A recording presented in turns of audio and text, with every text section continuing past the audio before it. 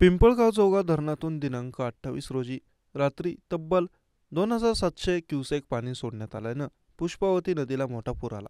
या पुरामुळे परिसरातील लहान मोठे पूल पाण्याखाली गेले असून वाहतूक ठप्प झाली।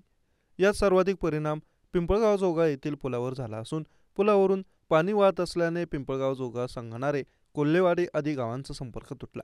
अचानक पाटबंधारे विभागाने पाणी सोडल्याने शेतकऱ्यांचे मोठे नुकसान झाले। परिसरातील अंदाजे 80 ते 100 मोटारी पाण्याखाली गेल्या, तसेच 4 ते 5 जनावरे दगावली। शेतकऱ्यांच्या कांदा चाळीत पाणी शिरले असून पिकअप गाडी व मंदिरही पाण्यात गेले।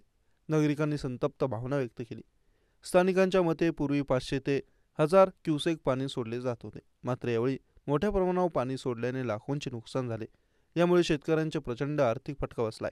पाणी शिरलेल्या प्रत्येक मोटारच्या दुरुस्तीसाठी सुमारे 25,000 रुपये खर्च येणार असल्याचं स्थानिक ग्रामस्थ पंकज हांडे, नवनाथ सुकाळे व राजू गाडगे यांनी सांगितलं।